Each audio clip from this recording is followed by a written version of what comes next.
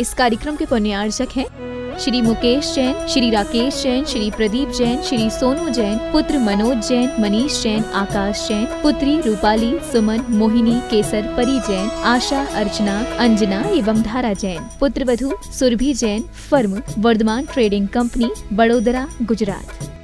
श्री पवन कुमार सेठी, श्रीमती पाना देवी सेठी, श्री विनय सेठी, श्रीमती शर्मिला सेठी, श्री विकास सेठी, श्रीमती रीमा सेठी, श्री विवेक सेठी, श्रीमती संध्या सेठी, श्री विशाल सेठी, श्रीमती अनीता सेठी, श्री रोहिल सेठी, श्रीमती मेघना सेठी, बविता पाटनी, श्री कैलाश पाटनी, वंदना जैन, श्री संजय जैन, जागृति पाटनी, श्री अरिहंत पाटनी, साहिल, प्रियांक, पलक, जयादित्य, रिशैल, कविश, दयोतित, कोलकाता, मुंबई एवं दीमापुर निवासी। फर्म फूलचंद पवन कुमार सेठी, दीमापुर, कोलकाता, मुंबई।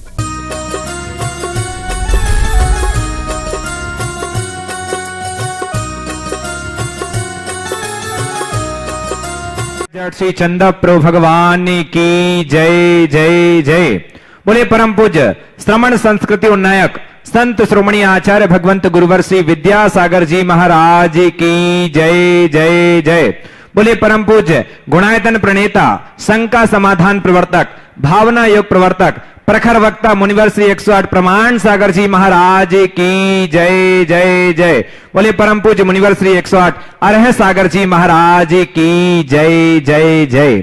सत्य और संस्कृति का सजा ये भव्य वितान, धर्म और कदम मिलाकर बढ़ चले धर्म और विज्ञान। बंधो शाश्वत तीर्थराज समेत शिखर की पावन तलहटी पर विश्व का एक ऐसा अनूठा कीर्तिमान स्थापित होने जा रहा है जिसके माध्यम से युगों युगों तक जिन शासन की ध्वजा पताका लहराएगी।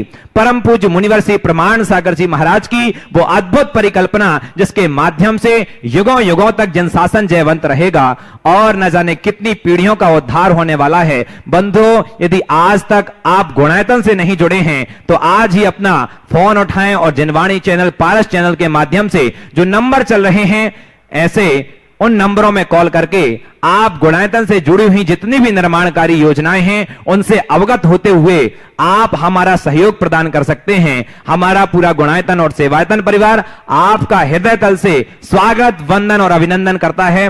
बंधुओं, हमारा ये संकल्प है पूज्य मुनिवर का, ये स्वप्न शीघ्र साकार हो और पूरा विश्व टकटकी लगा करके देख रहा है कब वो गुणायतन का कार्य पूर्ण हो और पूज्य मुनिवर की परिकल्पना साकार हो। बंधुओं, साथ ही जैसा आपको विदित है पूज्य मुनिवर के मुखारविंद से प्रतिदिन शांति धारा संपन्न होती है हमारे इस गुणायतन परिसर में। यदि आप चाहते हैं आपके वैवाहिक वर्षगांठ, जन्म दिवस या विशेष किसी भी दिन शांत धारा कराना चाहते हैं तो आप नीचे दिए निम्न नंबरों पर आप हमसे संपर्क करें, अपना नाम प्रेषित कर सकते हैं। 1 वर्ष तक अनवरत रूप से शांत धारा कराने के लिए आप 5 लाख रुपए की राशि में अपना नाम स्वीकृति दे सकते हैं। यदि आप महीने भर शांत धारा कराना चाहते हैं तो 51,000 रुपए की राशि में अपना नाम हमें भेज सकते हैं और प्रतिदिन भी आप अपनी शांत धारा करा सकते हैं। आइए बंधु, अब मैं घोषणा कर रहा हूं ऐसे श्रावक श्रेष्ठियों ने जिन्होंने पूज्य मुनिवर के चातुर्मास कलश के रूप में 1,31,000 रुपए की जो चातुर्मास कलश का स्थापना किया है उनके मैं कुछ नामों की उद्घोषणा आज कर रहा हूं। हमारे कोलकाता से श्री राजकुमार जी, चंद्रकांता पाटनी, मनीष जी, मनोज जी, पीयूष पाटनी। कोलकाता से बेल्लारी, रायपुर से पूजा जैन, रानी जैन, परिधि जैन, गादिया परिवार। सिलीगुड़ी से श्री दर्शनलाल जी, श्री सूरज जी जैन समस्त परिवार। मुंबई कुन्नूर से श्रीमती आशा वीरेंद्र कुमार जी, अजय, रीता जी, मनाली, वंदना, विक्रांत जी, निहारिका, प्रणव, धारा, राकेश, रौनक, प्रीति जैन समस्त परिवार। धर्माबाद नांदेड़ से श्री सुनील कुमार जी, पन्नालाल गोधा, पन्नालाल जी की पूर्णिमा के जन्म दिवस के प्रसंग पर पुष्प समर्पित। दरियागंज दिल्ली से श्रीमती रजनी जैन, राकेश जैन, सलोनी जैन, अंकित जी, डोली जी, रजत जी, तारिका जी, रेखा जी, निकुंज जैन समस्त परिवार। जयपुर से श्री अनिल कुमार जी सोनी, श्रीमती कल्पना जी सोनी, सुश्री साक्षी सोनी, श्रेय जैन, शुभम जैन। भोज बड़ोदरा गुजरात से श्रीमती नीता उमेश शाह, स्वर्गीय मधुकांता बेन शाह, स्वर्गीय सविता बेन शाह। कोल्हापुर से जयश्री पाटिल, विद्यासागर प्रकाश पाटिल। उदयपुर से श्रीमती संतोष गोदा जी, अनिल गोदा जी। अहमदनगर से श्री अशोक कुमार जी, पारस कुमार जी, आदिश कुमार जी, चूड़ीवाल समस्त चूड़ीवाल परिवार। हमीरगढ़ भीलवाड़ा से श्री प्रकाश चंद जी, अंजना देवी बड़जात्या, श्री संजय कुमार, शशि बड़जात्या, श्री संदीप कुमार, रेणु बड़जात्या। दिल्ली से श्री अशोक कुमार जी, श्रीमती भारती जैन, अक्षय जैन, रूपाली जैन, अर्थव जैन, ऋतु जैन, नवीन जैन सब परिवार। किशनगढ़ से गुणायतन ट्रस्टी श्री ताराचंद जी, श्रीमती प्रेमलता जी, प्रवीण कुमार, संजय कुमार, राजीव कुमार, गंगवाल, तिलक मारवल। आगरा से महेंद्र जैन, पवन जैन, राहुल जैन, शशांक जैन, वाणी जैन, अरहम जी समीरा वाले। मथुरा से सुबोध कुमार जी, श्रीमती सुभद्रा जैन। बेलगांव से श्रीमती तेजामती अनिल कुमार इंचल। इंदौर से श्रीमती नाजुक जैन, धर्मपत्नी स्वर्गीय कृष्ण जी जैन। जज साहब जस्टिस से के जैन, जम्बू कुमार, जनक कुमार, जगत कुमार जैन। कोलकाता से महावीर प्रसाद, चंदा देवी, संजय, सुमन, कुशाग्र बड़जात्या और कोटा से अंजन अशोक जी सांवला शेष नामों की उद्घोषणा कल करेंगे। और आइए और भी श्रावक श्रेष्ठी जिन्होंने गुणायतन परिवार से जुड़कर अपने सौभाग्य और साथ ही साथ पुण्य का अर्जन किया, ऐसे नामों की उद्घोषणा करने के लिए मैं बड़े ही सम्मान के साथ बुलाना चाहूंगा आदरणीय बाल ब्रह्मचारी अभय भैया जी आदित्य। गुणायतन से जुड़ने वाले नए सदस्य संस्थापक सदस्य के रूप में श्री अजित कुमार, श्रीमती अनीता जैन, आशय जैन, अश्विता जैन इंदौर। निर्माण नायक के रूप में 5। हाँ जी, मैं जिनके नामों की घोषणा कर रहा हूं आप उनकी अनुमोदना करते हुए ताली जरूर बजाएं। निर्माण नायक के रूप में 5 लाख रुपए की राशि देकर स्वीकृति प्रदान की है श्री विजयंत कुमार जी, श्रीमती सरिता जी, श्री विकास जी, शारिका जी, सौम्या जी, ऋषभ जी जैन, न्यू दिल्ली।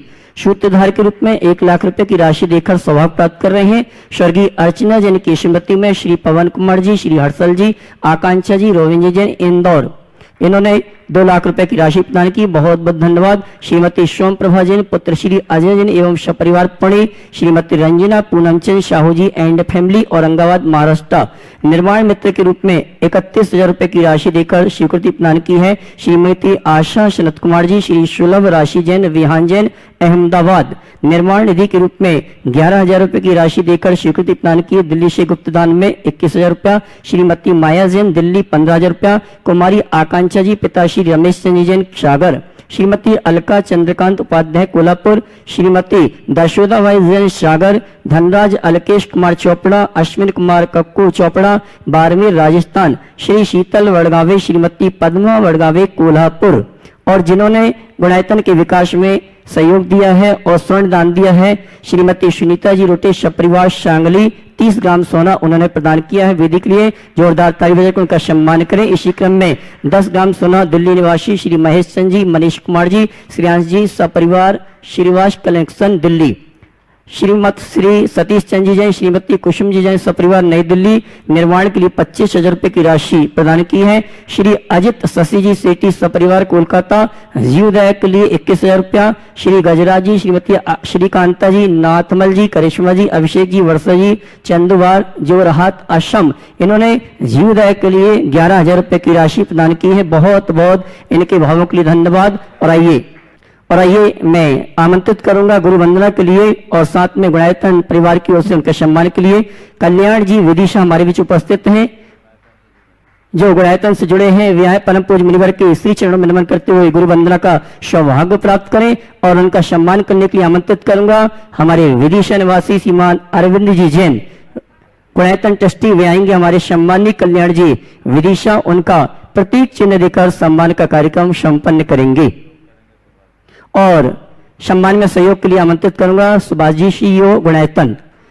आइए कल्याण जी विदिशा हमारे बीच उपस्थित हैं जिन्होंने परम पूज्य मुनिवर के श्री चरण में नमन करते हुए गुरु वंदना का सौभाग्य प्राप्त किया। उनके सम्मान के लिए अरविंद जी विदिशा और सुभाष जी सीईओ गुणायतन। इसी क्रम में मैं आमंत्रित करूंगा हमारे यहाँ अद्भुत ऐतिहासिक अकल्पनीय सिद्ध चक्र महामंडल विधान सानंद संपन्न हुआ और इस विधान में जिन्होंने अपना पूर्ण सहयोग प्रदान किया भोजनशाला यहाँ की व्यवस्थाओं में मैं सम्मान सहित आमंत्रित करूंगा हमारे श्रीमान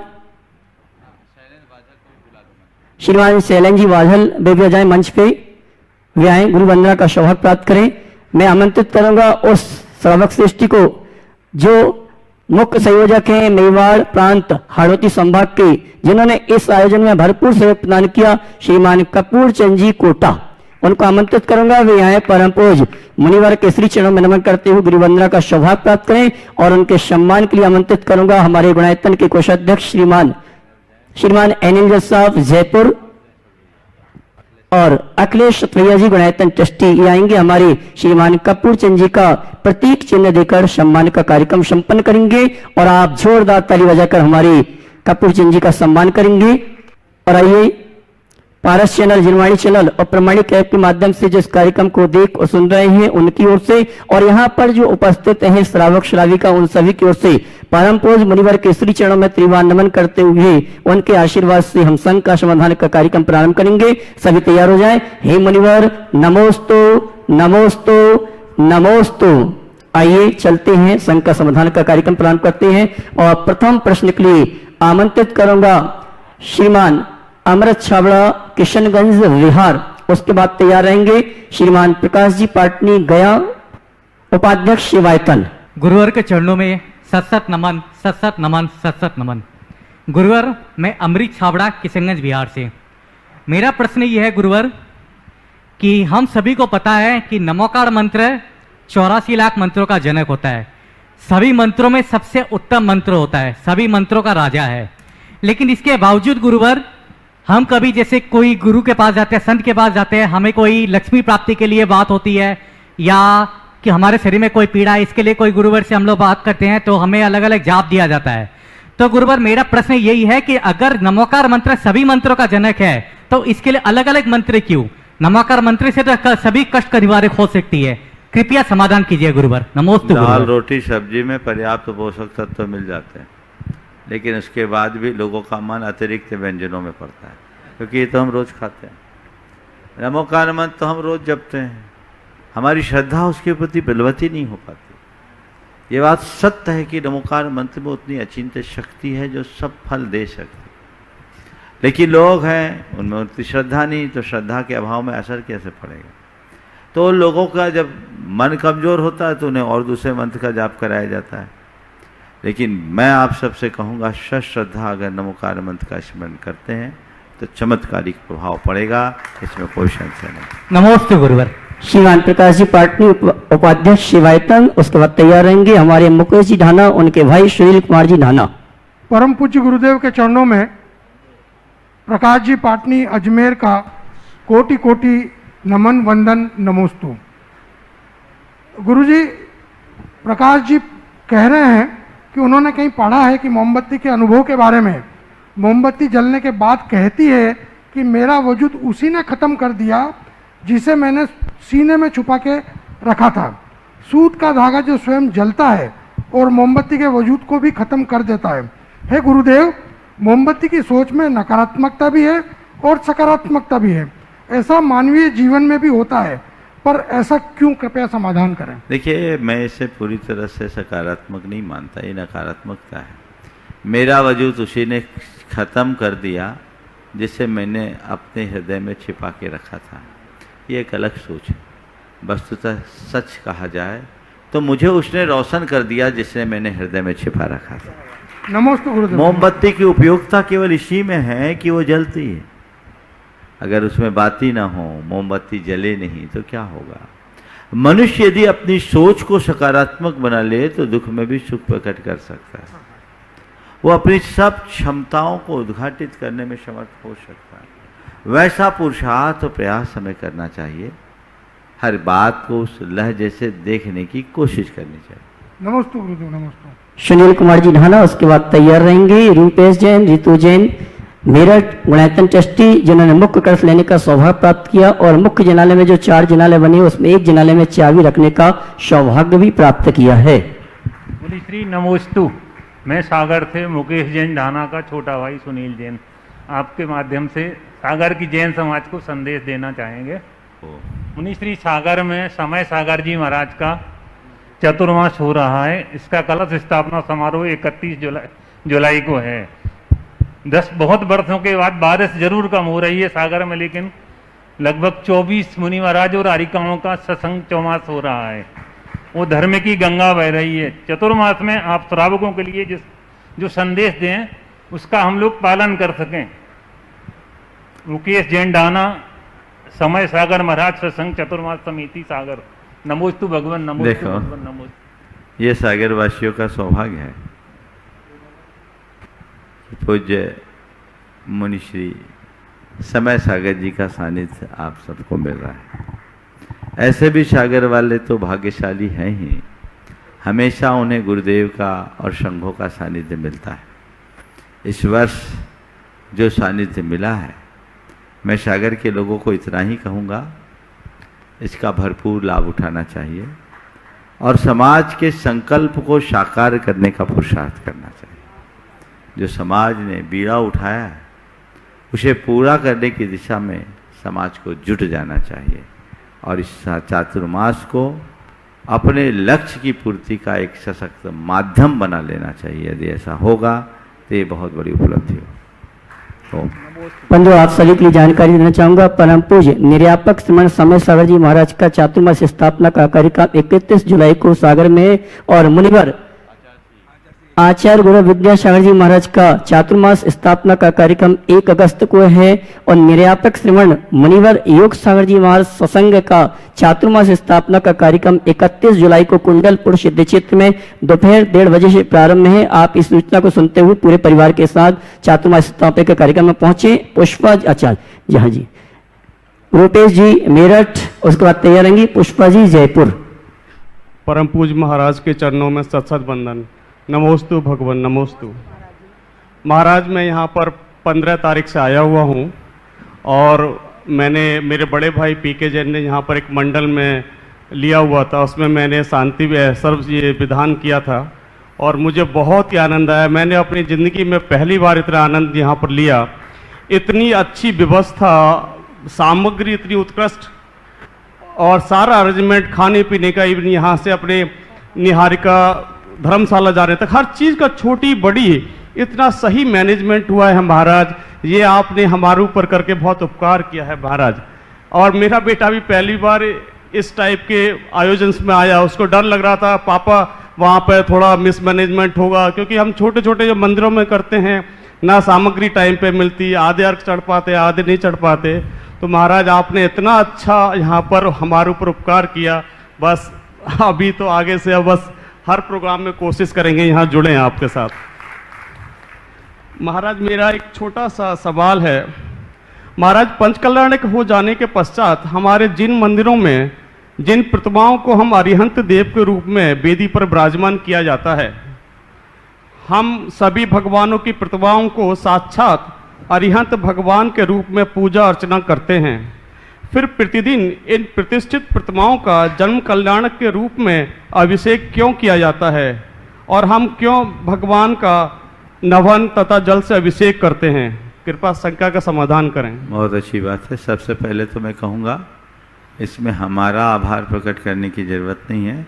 आप तो कृतज्ञता प्रकट करो उनकी जिनने आपकी व्यवस्था बनाई है कमेटी की, और ये बहुत अच्छी बात है। कमेटी ने बहुत अच्छी व्यवस्था बनाई, आपको उनकी सराहना करनी ही चाहिए और कमेटी का एक कर्तव्य है उसे पूरा करना ही चाहिए। यहाँ हर चीज़ उसी स्तर की होती है और उसी स्तर की होनी भी चाहिए, जिससे सारे लोग ये महसूस कर सकें कि गुणायतन वाकई में कुछ विश्व स्तरीय करने जा रहा है। ये बहुत अच्छा और ये हर जगह होनी चाहिए ताकि लोग धर्म ध्यान निराकुलता पूर्वक कर सके। आपने सवाल किया है जन्माभिषेक का। मंदिर जी में होने वाला अभिषेक जन्माभिषेक नहीं। अभिषेक के संदर्भ में हम जाने तो हमारे आगम में अभिषेकों की जो चर्चा है उसमें 5 प्रकार का अभिषेक देखने को मिलता। आगम में 5 प्रकार के अभिषेक की चर्चा मिलती है। एक है देवाभिषेक। देवाभिषेक मतलब स्वर्ग में कोई देव जब उत्पन्न होते हैं तो अन्य देवता लोग उनका जन्म महोत्सव मनाते समय उसका अभिषेक करते हैं, वह कहलाता है देवाभिषेक। समझ गए? दूसरा है जन्माभिषेक, जो भगवान के जन्म कल्याणक के समय हम लोग देखते हैं भगवान का जन्माभिषेक होता है। हम आप सबका नमन होता 8वें 10वें दिन। कितने दिन बाद करते हैं? हाँ, 10 दिन बाद करते हैं। वो नमन हो गया। भगवान का मेरू पर्वत पर तत्क्षण जन्म के तुरंत बाद अभिषेक होता है, ये जन्माभिषेक है। तीसरा होता है राज्याभिषेक। जब वो राज्यासीन होते हैं तो राज्याभिषेक होता है। और चौथा अभिषेक होता है वैराग्याभिषेक। आपने देखा होगा जब भगवान दीक्षा लेने के लिए उद्यत होते हैं तो एक बार उनका अभिषेक होता है, देखा है ना पंचकल्याणक में। तो देवाभिषेक स्वर्ग के देवों का है। जन्माभिषेक, राज्याभिषेक और वैराग्याभिषेक ये तीर्थंकरों के जीवन काल में होता है। लेकिन जो हम मंदिर में करते हैं वो 5वां अभिषेक है। वो इन सबसे अलग है, उसका नाम है जिनाभिषेक। क्या नाम है? ये पूजन के पूर्व की एक महत्वपूर्ण क्रिया है। ये पंच कल्याणकों से समन्वित जिन प्रतिमा का अभिषेक है और ये कृत्रिम अकृत्रिम सभी जिनालियों में किया जाता है। कुछ लोग कहते हैं मंदिर में धूल वगैरह झाड़ने के लिए प्रक्षाल करते करते अभिषेक करने लगे, ये भ्रांत धारणा है। अभिषेक तो सारे अकृत्रिम जिनालियों में भी होता है। नंदीश्वर द्वीप में जो जिनालय है वहां अभिषेक प्रेक्षणिका बनी। जितने भी अकृत्रिम जिनालय हैं उसमें आता है एक मुख मंडप, फिर प्रेक्षा मंडप, फिर होता है एक सभा मंडप और अधिष्ठान मंडप। ये मंडप बने होते हैं। प्रेक्षा मंडप वो स्थान होता है जहां देखते हैं लोग अभिषेक आदि खड़े होकर, समझ गए? तो गर्भ मंडप, मुख मंडप, प्रेक्षा मंडप, सभा मंडप, अधिष्ठान मंडप, ये सारे मंडप होते हैं उसमें बड़े बड़े। आचार्य पूज्यपाद ने नंदीश्वर द्वीप के जिनालियों की चर्चा करते हुए कहा, अभिषेक का प्रेक्षणिका कीर्तन संगीत नाटकालोक रह शिल्प विकल्पित कल्पन संकल्पातीत कल्पने समुपेते बापी सत्पुष्करणी सुदीर्घ का दिम्बु संसते समुपेते विकसित जल रूकुश में नवस्य माने शशिक घर छे सर्दी। मंदिर की शोभा, उसके वैभव के वर्णन में अभिषेक प्रेक्षणिका का उल्लेख किया। स्वर्ग में देवता लोग जब उत्पन्न होते हैं तो चाहे वो सम्यक दृष्टि हो या मिथ्या दृष्टि, सब अपने अपने यहाँ अवस्थित जिनालियों में जाकर सबसे पहले भगवान का अभिषेक करते हैं। त्रिलोपन्नति जैसे ग्रंथ में अनेक से ऐसा उल्लेख है। तत्तो जिनाभिषेयम भक्ति ये पकुब बनती, वो स्नान आदि करके उनका अभिषेक हो गया। उसके बाद पूजन और अभिषेक के योग्य द्रव्य लेकर वे अभिषेक भक्ति पूर्वक संपन्न करते हैं। समझ गए? स्वर्ग में तो कोई डस्ट नहीं है, अकृत्रिम जिनालियों में तो कोई धूल नहीं है। और हमारे मूलाचार आदि ग्रंथों में मुनियों की कृति कर्म का उल्लेख आता है और उस कृति कर्म के क्रम में बताया कि आप अगर अभिषेक मंदिर में हो रहा अभिषेक देख रहे हैं तो आप अभिषेक वंदना की विधि करें। इसी तरह चतुर्थ अभिषेक का उल्लेख आता है, वो जिनाभिषेक, जन्माभिषेक, राज्याभिषेक, वैराग्याभिषेक और चौथा अभिषेक है जिन प्रतिमा अभिषेक। तो ये सब कृत्रिम अकृत्रिम सभी जिन बिंबों के अभिषेक का विधान आगम में स्पष्टतया मिलता है। इसलिए अभिषेक के लेकर के कोई शंका मन में नहीं होना चाहिए और मंदिर में जो आप अभिषेक कर रहे हैं उसे जन्माभिषेक न मानकर जिनाभिषेक मानकर करना चाहिए। मंडल प्रयोजक लखनऊ निवासी हमारे रुपेश जी के भाई प्रमोद जी, विमला जी गुड़ायतन ट्रस्टी, उसके बाद तैयार रहेंगे पुष्पा जी जयपुर। महाराज जी एक सवाल रुपेश जी और पूछना चाहते हैं, जरा उनको। चलिए बोलिए, थोड़ा औरों का भी ख्याल रखना लेकिन। हाँ महाराज, हमारा दिगंबर समाज 2 पंथों में बटा हुआ है, 13 पंथ और 20 पंथी। और भगवान महावीर के समय किस पंथ की बातों की मान्यता थी? भगवान महावीर के सामने पथ था, पंथ नहीं। समझ गए? अनुयायियों ने पथ को खून कर दिया, पंथ को पकड़ लिया, इसलिए मामला बिगड़ गया। हमें पथ देखना है, पंथ नहीं। नमस्ते महाराज। नमोस्तु महाराज जी। मेरा जिज्ञासा है कि महाराज प्राय यह देखा गया है जब हम किसी व्यक्ति की कोई हेल्प कर देते हैं या कोई उपकार कर देते हैं किसी पे, तो थोड़ी देर के पश्चात उससे हमारे एक्सपेक्टेशन हो जाते हैं कि वो हमारी विशेष आदर सम्मान करे, हमारा विशेष बातों को माने, विशेष हमारी तरफ आगे पीछे चलता रहे। और अगर वो नहीं करता है तो हमारे मन में एक अजीब सी कलुषता आ जाती है हमारे विचारों में थोड़ी देर के लिए। यद्यपि स्वाध्याय के प्रभाव से हम लोग थोड़ी देर में उसको चेंज कर लेते हैं, लेकिन जो तात्कालिक हमारे भावों में जो कलुषता आती है उससे कैसे बचें? देखिए, मन की दुर्बलता है। हर मनुष्य अपने मन में इस तरह की भावनाएं रखता है, पर ये अंततः दुखी करते हैं। यदि हमारे अंदर उदारता का पुट बढ़ जाए तो हमारे मन में कभी ऐसा नहीं होगा।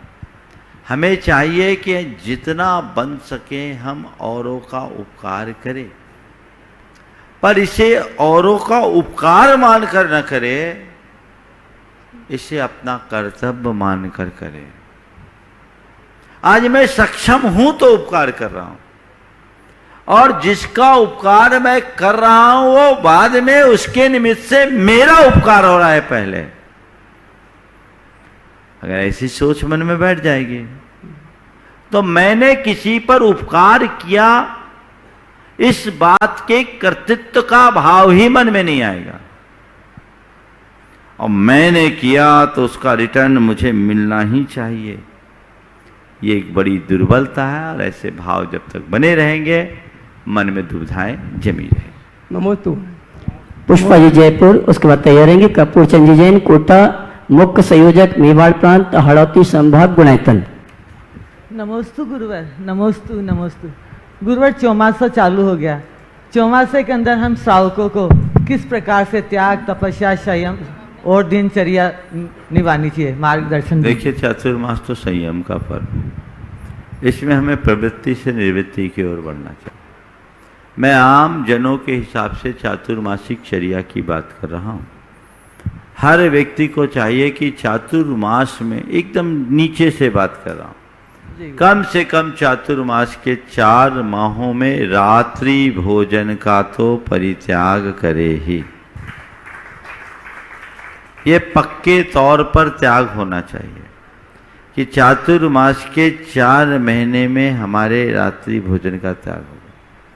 बरसात के दिनों में हरी पत्तियों में बहुत जीव जंतु उत्पन्न होता है, हरी पत्तियों का परित्याग करें। यथासंभव खान पान में संयम रखें, आवागमन को कम रखें, सत्संग में अपना समय बिताने की कोशिश करें, और अपने भीतर संयम का भाव जगाने का पुरुषार्थ करें। जितना बने जप, तप, व्रत आदि की क्रियाओं को संपादित करें तो जीवन में एक स्थायी उपलब्धि होगी। बहुत सारे लोग ऐसा भी कर सकते कि चातुर्मास में 4 माह नहीं तो कम से कम 2 माह हमें एक जगह रहना है, अपनी प्रवृत्ति को सीमित रखना है और निर्वृत्ति की ओर आगे बढ़ना है। अगर ऐसा कर ले तो काफी कुछ अच्छा हो सकता है। नमोस्तु गुरुवर, नमोस्तु नमोस्तु। श्रीमान कपूर चंद जैन कोटा, उसके बाद तैयार रहेंगी ब्रह्मचारी सुनीता दीदी। गुरुवर के चरणों में मेरा, मेरे परिवार का, गुणायतन परिवार, हाड़ौती संभाग का त्रिबार नमोस्तु नमोस्तु नमोस्तु। गुरुदेव, मेरी जिज्ञासा है कि कैसे हो पाएगी अच्छे इंसान की पहचान। आज के दौर में दोनों ही हो गए, दोनों ही नकली हो गए, आंसू और मुस्कान। दोनों ही नकली हो गए, आंसू और मुस्कान। कैसे होगी अच्छे इंसान की पहचान? मैं तो एक ही बात कहता हूँ, आंसू और मुस्कान भले नकली हो जाए, ध्यान से सुनना, आंसू और मुस्कान भले नकली हो जाए, हमारे पहचान का आधार असली होना चाहिए। हम व्यक्ति को उसके बाहर की प्रवृत्तियों से पहचानेंगे, फिसल जाएंगे। उसके आंतरिक व्यक्तित्व के आधार पर पहचानने की कोशिश करेंगे, सफल होंगे। तो हम अंदर के व्यक्तित्व के आधार पर पहचाने, बाहरी व्यक्तित्व से। नमस्ते गुरुदेव, नमस्ते गुरुदेव, नमस्ते। ब्रह्मचारी सुनीता दीदी, उसके बाद तैयार रहेंगे सुमन रूपेंद्र पाटनी, गया निवासी, बेंगलोर प्रवासी। नमोस्तु गुरुवर, नमोस्तु। महाराज श्री, मेरा एक प्रश्न है कि पदार्थ तो एक होता है, उस जैसे कि ले लें पाषाण के लिए, वही पाषाण एक कंकर से शंकर बन जाता है, और जिसे राजा, महाराजा, चक्रवर्ती सभी नमस्कार करते हैं, लेकिन एक कंकर गलत जगह लगाया जाता है। जैसे पैसा ही ले लें, एक पैसा एक होता है, लेकिन एक पैसा हमारे हॉस्पिटल आदि में लग जाता है, लेकिन एक पैसा मुनि राजों को आहार चर्या में लगाते हैं या हम प्रतिमा आदि में लगाते हैं, तो उसमें कारण पदार्थ है या? देखिए, पदार्थ और पदार्थ के भीतर की संभावनाएं अनंत है। अब उनकी अभिव्यक्ति अलग अलग निमित्तों के आधार पर होती है। इसमें कर्ता पदार्थ नहीं है, उसके उपभोग करने वाला है। हम जैसी भाव दशा रखते हैं, हम पदार्थ का वैसा उपभोग करते हैं। किसी के जेब में पैसा है, ये उसकी सोच पर निर्भर है कि वो पैसे का क्या प्रयोग करे। पत्थर है, पत्थर अपने आप में पत्थर है। यदि पत्थर को अनुकूल द्रव्यक्षेत्र काल भाव मिल गया तो वो पत्थर से भगवान भी प्रकट हो सकते हैं, और नहीं मिला तो रास्ते की ठोकर भी बन सकता है। तो ये सब निमित्त नैमित्तिक संबंध है। हमें अपने भीतर अंतर्निहित संभावनाओं को समझना चाहिए और उसकी अभिव्यक्ति का भरसक प्रयत्न करना चाहिए। सुमन रूपेन पाटनी गया और इसके बाद तैयार रहेंगे शशांक लावांसी झांसी सकरार। परम पूज्य मुनिश्री 108 प्रमाण सागर जी महाराज एवं परम पूज्य मुनिश्री 108 अरह सागर जी महाराज के चरणों में मेरा कोटिशः नमन। महाराज श्री, जैसा कि कहा जाता है कि पति पत्नी दोनों एक दूसरे के पूरक होते हैं और उन्हें एक दूसरे के साथ पूरी तरह ट्रांसपेरेंट होना चाहिए, पर मुनिश्री, अगर पति या पत्नी का ऐसा नेचर हो कि किसी भी विषय पर एक दूसरे से की गई बातों की चर्चा वे बाहर करते हों या फिर कभी नहीं भी करते हों, परिस्थितियां कैसी भी हो, क्या हर हाल में पति पत्नी को एक दूसरे के साथ ट्रांसपेरेंट होना चाहिए? कृपया मेरी शंका का समाधान कीजिए। देखिए, ट्रांसपेरेंट हो जाए तो अच्छी बात है, पर कदाचित ट्रांसपेरेंट न भी हो तो इंटरनल एडजस्टमेंट होना चाहिए। समझ गए? सबसे महत्वपूर्ण है सामंजस्य। पारदर्शिता से भी ऊपर सामंजस्य है। अगर एक दूसरे की भावनाओं को लोग ठीक तरीके से समझे और एक दूसरे के प्रति विश्वास और भरोसा पक्का रखे तो ये सवाल ही नहीं आए छिपाओ दुराओ आखिर आता क्यों है? मन के किसी कोने में बैठा हुआ अविश्वास ये सब रास्ता है, उसे समाप्त करना चाहिए। लेकिन इसमें बाधक बनता है हमारे अंदर का ईगो। वो हमें अनेक तरीके से परेशान करता, अपने आप में असुरक्षा का अनुभव भी होता है। तो ये सारे कारण सामग्री जब एक साथ जुड़ जाते हैं तो ये स्थितियां बन जाती है। मेरे संपर्क में ऐसे भी दंपति हैं जिनका दाम्पत्य बहुत मधुरतामय है, और मैं ऐसे भी दंपतियों को जानता हूं जो दाम्पत्य को केवल ढो रहे हैं, जी नहीं रहे, ढो रहे हैं। तो वो कहीं न कहीं उनके व्यक्तित्व की कमी को दर्शाता है। तो एक दूसरे के पूरक बने, एक दूसरे के प्रेरक बने, एक दूसरे की भावनाओं का सम्मान करना सीख ले, जीवन बदल जाए। मुनिश्री, मेरा हाँ, मैं पूछना चाहती थी कि मतलब दोनों पति पत्नी आपस में जो बातें करते हैं तो उनमें से पति या पत्नी उन्हीं बातों को बाहर अपने दोस्तों में या अपने संबंधियों में बात फैलाते हैं, तो ऐसे में बातें बतानी चाहिए क्या? मैं ये पूछ रही। देखिए, ऐसा करना नहीं चाहिए। कहीं न कहीं कमजोरी का वो प्रकट करता है, और ये बात दिखती है कि इन आपसी रिश्ते में जैसी मिठास होनी चाहिए वो नहीं। नमस्ते महाराज। शशांक लावांसी सकरार झांसी, उसके बाद तैयार रहेंगी श्रीमती श्रुति सुदर्शन जैन पिंडरई। मेरे आराध्य गुरुदेव के चरणों में कोटिशः नमन। गुरुदेव, जिंदगी खेलती उसी के साथ है जो खिलाड़ी बेहतरीन होता है। दर्द सबके एक से हैं, परंतु हौसले सबके अलग अलग हैं। कोई हताश होकर बिखर जाता है तो कोई संघर्ष करके निखर जाता है। गुरुदेव, हमें किस तरह संघर्ष करना चाहिए कि हम हताश होकर बिखरे ना, क्योंकि कभी कभी हम संघर्ष करते हुए भी बिखरने लगते हैं। नमोस्तु। देखिए, संघर्ष, कोई हताश होकर बिखर जाता है और कोई संघर्ष करके निखर जाता है। बहुत प्रेरक बात। हमें ये बात समझना चाहिए कि जिनमें लोग बिखरते हैं उन्हीं स्थितियों में हम निखरते हैं। इसके लिए एक मंत्र देता हूं। जीवन में कोई भी कठिनाई सामने आए उसे कठिनाई की तरह मत देखो। जीवन में जब भी कोई कठिनाई सामने आए उसे कठिनाई की तरह न देखो, उसे एक अवसर की तरह देखो। जो मुश्किलों को अवसर की तरह देखते हैं वो शिखर पर चढ़ जाते हैं, और जो हर अवसर में मुश्किल देखते हैं वो बिखर जाते हैं। तो अपने जीवन को निखारना है। तो ये संघर्ष नहीं है, ये मेरे लिए एक अच्छी संभावना लेकर आया, इसमें मेरा उत्कर्ष है और इसे मुझे सहर्ष स्वीकारना है। अंदर आशा का संचार होता रहे और आत्मविश्वास कायम रहे तो मनुष्य हर संघर्ष को सहर्ष स्वीकारता है और उससे अपना उत्कर्ष कर लेता है।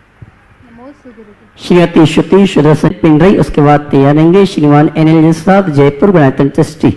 नमोस्तु महाराज श्री दर्पण जब चेहरे का दाग दिखाता है तो हम उस दाग को साफ करते हैं, दर्पण को तोड़ते नहीं हैं।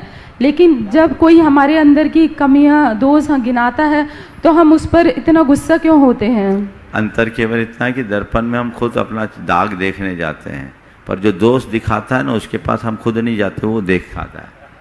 तो जैसे दर्पण के सामने हम खुद जाते हैं तो हमें हमारा दोष दिखता, हम दाग मिटाते हैं, दर्पण को नहीं मिटाते।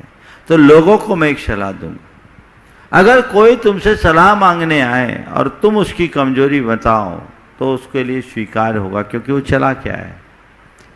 और यदि कोई नहीं मांग रहा है तो दुनिया को सुधारने का ठेका मत लो, अपनी तरफ से उनकी उसकी कमी का एहसास मत कराओ, क्योंकि उसको तकलीफ होगी। दर्पण दिखाओ मत, उसको दर्पण के सामने आने दो, वो दर्पण देखे और उसे अपनी चमक दमक बनाए रखनी है तो उसे दर्पण के पास आना ही चाहिए। नहीं तो अपनी काली बदसूरत लेकर के जाना है तो जाओ, अपनी दाग धब्बे युक्त छवि तुम्हें प्रिय तो रहो। बहुत से लोग हैं जो घर से बाहर निकलने के पहले दर्पण के सामने जाते हैं, और बहुत से ऐसे लोग हैं जिनको अपनी छवि की परवाह नहीं, सीधे निकल जाते हैं। तो आपके ऊपर है कि आप अपनी छवि कैसे बनाना चाहते हो। बाहर की छवि के प्रति तो लोग फिर भी सावधान होते हैं, भीतर की छवि के प्रति भी हमें उतनी ही सावधानी रखनी चाहिए। नमोस्तु महाराज। श्रीमान एनएल साहब, जयपुर, उसके बाद तैयार रहेंगी भाविका जैन, धन्य कुमार जैन, अजमेर। परम पूज्यवर, सादर नमन, वंदन। महाराज से बहुत छोटी सी एक जिज्ञासा है, जिंदगी की भाषा और परिभाषा क्या है? जिंदगी की भाषा और परिभाषा क्या है? जिंदगी की भाषा मुझसे पूछो तो मैं इतना ही कहूँगा, एक पल का भी भरोसा मत रखो, झरने की तरह बहते रहना ही जीवन की भाषा है। और परिभाषा अगर पूछो तो श्वास और शरीर का गठबंधन ही जीवन है। जब तक सांसों और शरीर का गठबंधन है, जीवन है। जिस दिन ये गठबंधन खत्म हो गया, कहानी खत्म। मैं समझता हूँ इससे छोटी भाषा और परिभाषा शायद दूसरी नहीं। नमोस्तु महाराज श्री। भाविका जैन, धन्य कुमार जैन, अजमेर, उसके बाद तैयार रहेंगे प्रतीक नितिन कुमार वोरा, विजयपुर, महाराष्ट्र। नमोस्तु महाराज जी, मेरा प्रश्न ये है कि हम पहाड़ पर वंदना करने गए, हमारे चलने से बहुत सारे जीवों को तकलीफ हुई होगी, तो महाराज जी वंदना करने का पुण्य ज़्यादा मिलेगा या जीवों को कष्ट देने का पाप ज़्यादा लगेगा? सबसे अच्छा रास्ता यह है कि दिन के उजाले में जाओ तो वंदना का पुण्य भी मिलेगा और जीवों का पाप भी बचेगा। समझ गए? रात अंधेरे में जाते हैं, थोड़ी सावधानी रखनी चाहिए। चलिए महाराज जी, मैं प्रश्न पूछ। महाराज जी, वंदना करने में बहुत आनंद आया, थोड़ी सी पीड़ा लगी कि जो रास्ते में खान पीन आदि की दुकानें हैं तो कई लोगों को अलग से बात करना। चलो नमस्ते महाराज। प्रतीक नितिन कुमार वोरा, विजयपुर, महाराष्ट्र, उसके बाद तैयार रहेंगे अतुल शीतल लाधानी, वक्शरा, गुजरात। त्रिवार नमस्ते महाराज जी।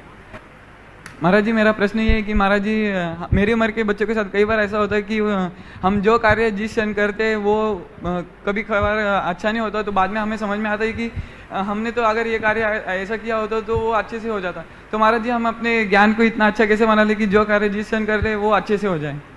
देखो, ऐसा है, ज्ञान और अनुभव दो अलग अलग चीजें है ना। तो अनुभव धीरे धीरे आता है। थोड़ा सा पीछे जाओ।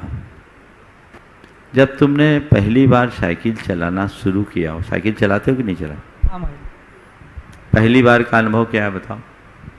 महाराज जी गिर जाते। गिरे ना? हाँ।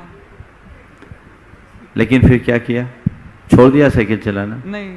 क्या सीखने की किया? इच्छा थी तो फिर सीखते सीखते सीख गए। फिर क्या सोच के सीखा? तो सीखना है बस। सीखना नहीं, गिर गए। गिरना तो पड़ेगा ही, गिरेंगे तभी सीखेंगे, यही सोचा ना।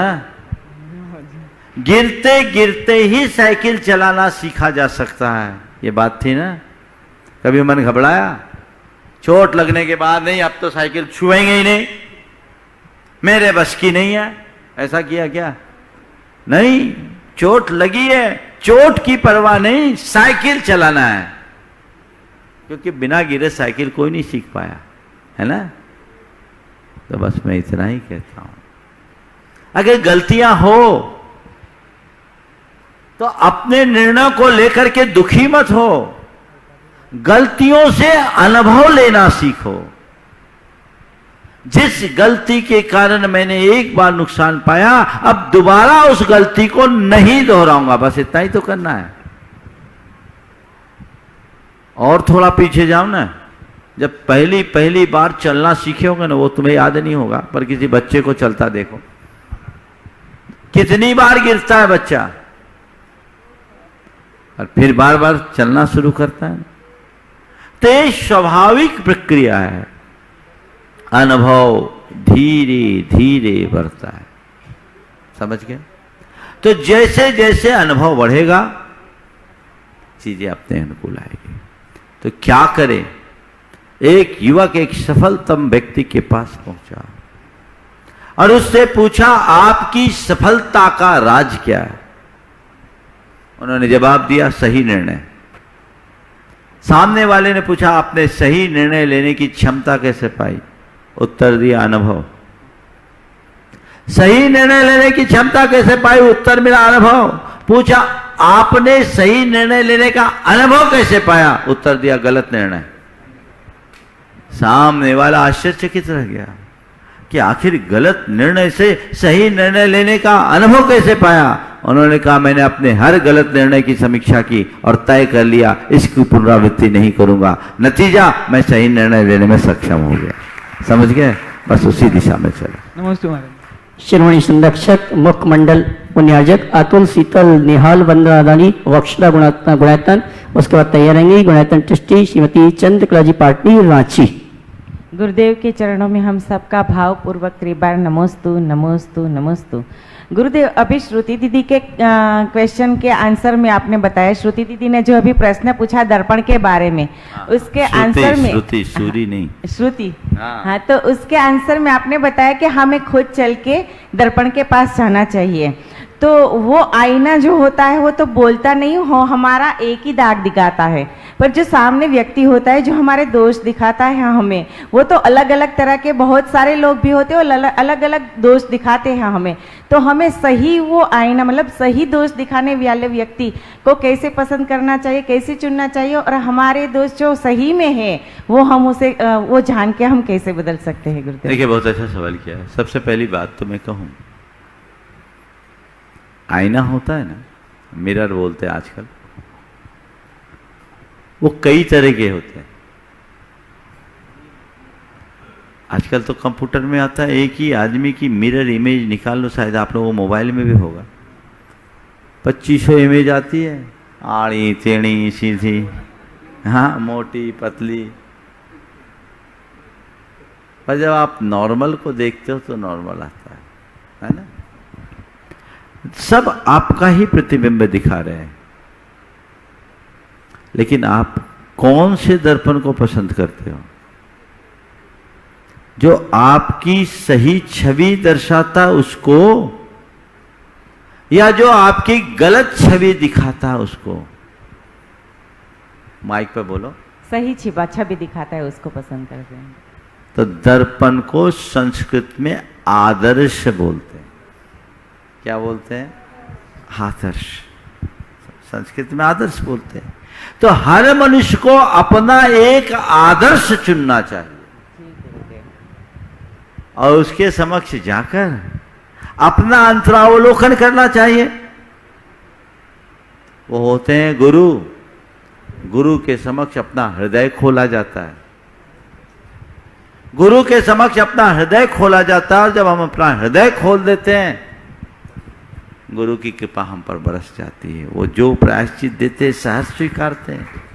गुरु ने हमारे लिए डांट लगाई, फटकार लगाई, कुछ भी की, उसमें हमने स्वीकारा नहीं, मुझ पर कृपा की है, डांटा नहीं, क्योंकि उनने मेरा हित कर दिया। तो जो बात मैंने पहले सवाल में किया था, बस इससे जुड़ जाता कि हां, हम खुद जाएं। तो आज भी जिसके प्रति हमारी आत्मीयता होती है, अगर हम उनसे पूछते हैं कि भैया मुझ में कोई कमी तो नहीं रह गई, वो कुछ बताया तो बुरा नहीं लगता, हाँ भाई आपने सही बताया, हम ध्यान रखेंगे, क्योंकि आपने उससे पूछा है और आपकी उससे आत्मीयता है। पर ऐसा व्यक्ति जिससे आपका कोई बहुत मेल मिलाप नहीं है, वही बात वो व्यक्ति कहे, क्या जी आपका काम कमी निकालने का है। जी गुरुदेव। तो ये वाक्य जीवन का बोध वाक्य बना ले। हम किसी को दर्पण न दिखाएं, लोग खुद दर्पण में देखने की कोशिश करें। जी गुरुदेव। नमस्ते गुरुदेव। नमस्ते नमस्ते। गुणायतन ट्रस्टी श्रीमती चंद्रकला जी पार्टी रांची, उसके बाद तैयार रहेंगे डॉक्टर एस के जी पाटौदी, गुणायतन ट्रस्टी अजमेर। नमस्ते महाराज श्री। लोग चाहते हैं कि आप बेहतर करें, लेकिन ये लोग चाहते हैं कि आप बेहतर करें, मतलब बेहतर काम करें, लेकिन ये भी सत्य है कि लोग ये कभी नहीं चाहते कि आप उनसे बेहतर काम करें। तो ऐसा क्यों? बहुत अच्छी बात। लोग चाहते हैं कि आप बेहतर करें, पर ऐसा कोई नहीं चाहता कि मुझसे बेहतर करें। यही तो कमी है। हर व्यक्ति अपने आप को सबसे सुपर प्रकट करना चाहता है। ये एक प्रकार की कॉम्प्लेक्स है सुपीरियरिटी की। हम जब अपने आप को दूसरों से कमतर महसूस करने लगते हैं तो बड़ी तकलीफ होती है। लेकिन जिनकी सोच बड़ी होती है वो ऐसा नहीं सोचते। वो सोचते हैं कि बेहतर नहीं, मुझसे भी बेहतर कर ले। उसके लिए व्यापकता चाहिए। चिंतन की व्यापकता के अभाव में वैसी परिणति नहीं हो सकती। उदार सोच, व्यापक चिंतन मनुष्य के लिए इस स्थिति में ला करके खड़ा करता आना चाहिए। नमस्ते। डॉक्टर एस के पाटौदी, गुणायतन ट्रस्टी अजमेर, उसके बाद तैयार रहेंगे भैया विकर्ष जी, गुणायतन। परम पूज्य गुरुदेव के चरणों में कोटि कोटि नमोस्तु। गुरुदेव, मेरा प्रश्न, इस माह 7 जुलाई को आपके प्रवचन में आपने एक दृष्टांत सुनाया था कि एक व्यक्ति मर करके यमलोक पहुंचता है, वहां पर उसका बही खाता देख करके उसको नरक में जाने के आदेश दिए जाते हैं। वह व्यक्ति बड़ा अनुनय विनय करता है कि मुझे नरक नहीं स्वर्ग भेजा जाए। तो वहां के अधिकारी चित्रगुप्त उनको कहते हैं कि तुम ऐसा कोई अच्छा काम बताओ जो तुमने अपने जीवन में किया हो। उस व्यक्ति ने काफी सोचने समझने के बाद में कहा कि मैंने एक बार चवन्नी का दान दिया था। तो चित्रगुप्त पूछते हैं कि तुमने वो चवन्नी कमाई कैसे थी? तो उसने कहा मैंने 98 चुराई थी। तो यमराज कहते हैं ये तो तुमने गलत काम किया, इसलिए तुमको नरक में जाना पड़ेगा। गुरुदेव, मेरे साथ अन्य लोग भी ये जानना चाहते हैं कि कई लोग भ्रष्टाचार से, रिश्वत लेकर के, अधर्म व गलत तरीके से व्यापार करके धन कमाते हैं।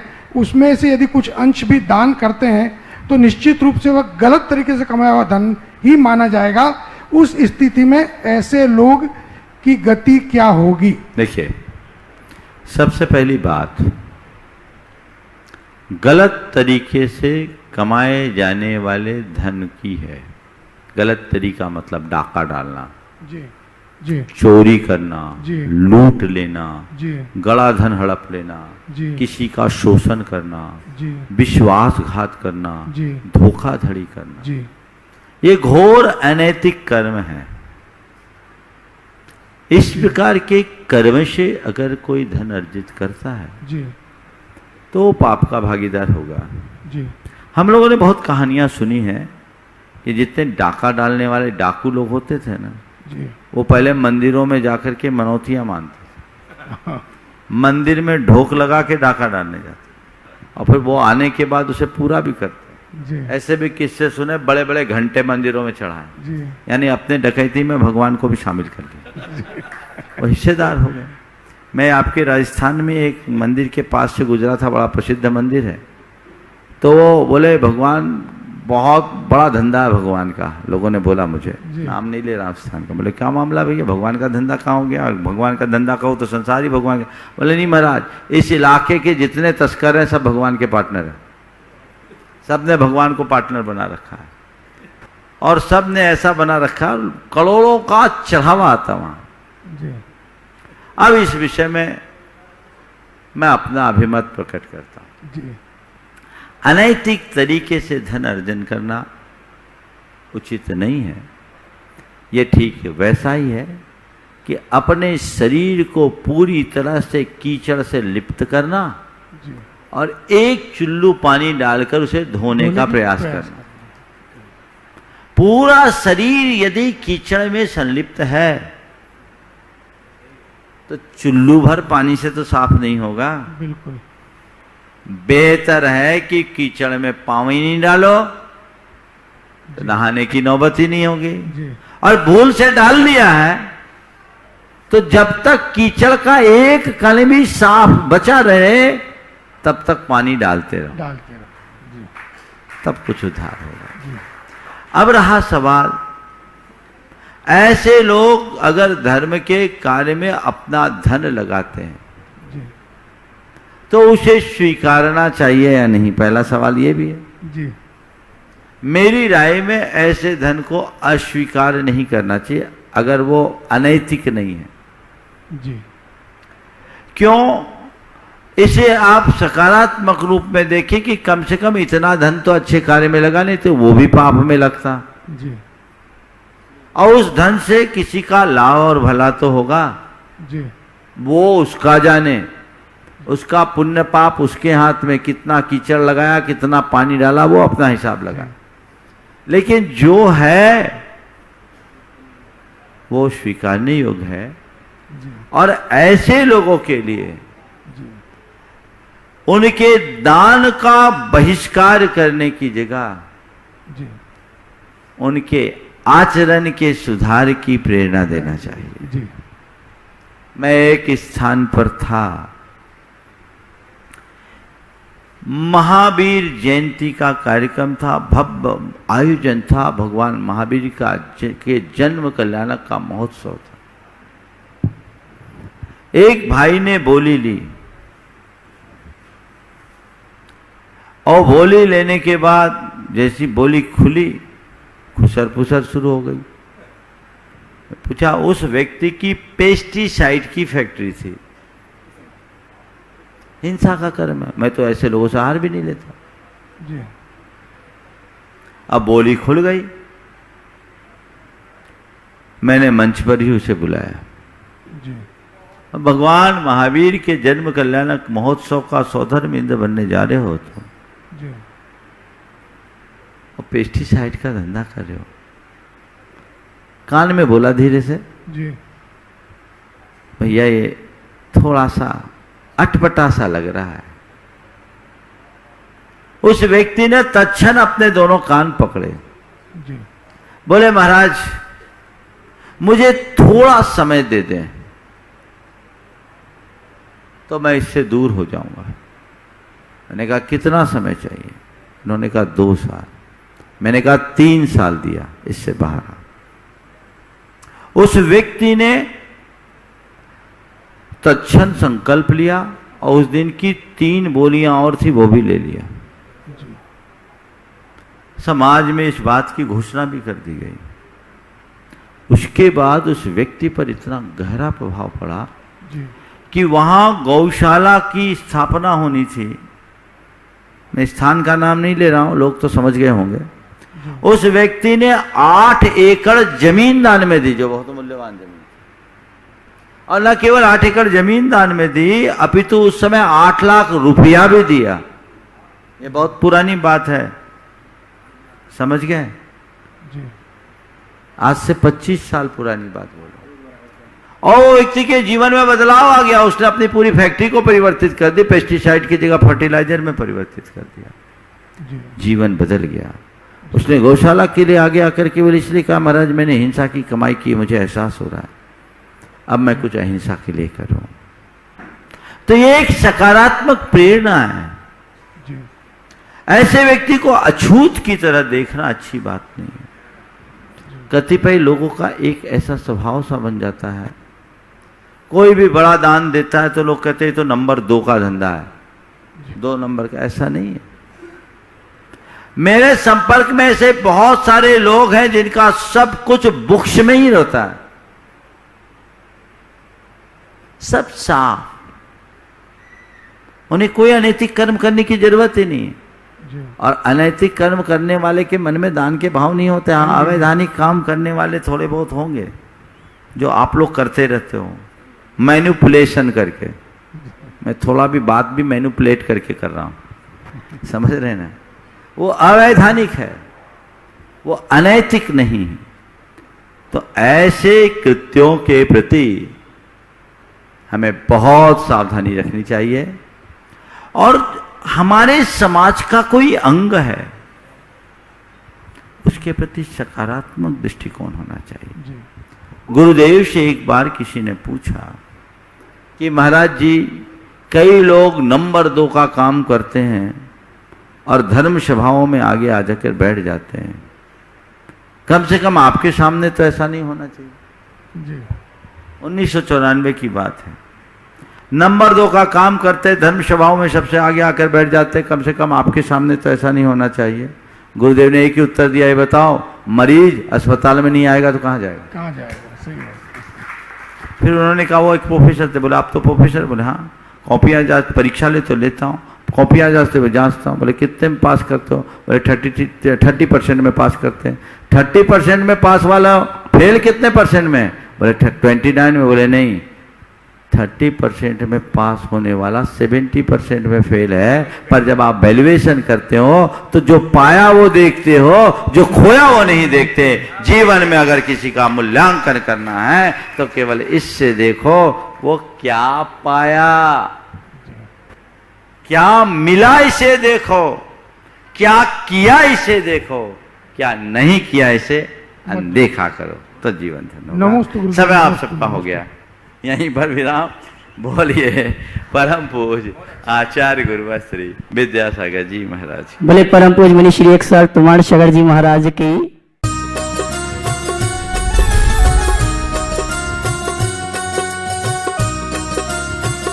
इस कार्यक्रम के पुण्यार्चक थे श्री मुकेश जैन, श्री राकेश जैन, श्री प्रदीप जैन, श्री सोनू जैन, पुत्र मनोज जैन, मनीष जैन, आकाश जैन, पुत्री रूपाली, सुमन, मोहिनी, केसर, परी जैन, आशा, अर्चना, अंजना एवं धारा जैन, पुत्र वधू Surabhi Jain, firm Vardhaman trading company, Vadodara, Gujarat. Shri Pawan Kumar Sethi, Shrimati Pana Devi सेठी, श्री विनय सेठी, श्रीमती शर्मिला सेठी, श्री विकास सेठी, श्रीमती रीमा सेठी, श्री विवेक सेठी, श्रीमती संध्या सेठी, श्री विशाल सेठी, श्रीमती अनीता सेठी, श्री रोहिल सेठी, श्रीमती मेघना सेठी, बविता पाटनी, श्री कैलाश पाटनी, वंदना जैन, श्री संजय जैन, जागृति पाटनी, श्री अरिहंत पाटनी, साहिल, प्रियांक, पलक, जयादित्य, रिशैल, कविश, दयोतित, कोलकाता, मुंबई एवं दीमापुर निवासी। फर्म फूलचंद पवन कुमार सेठी, दीमापुर, कोलकाता, मुंबई।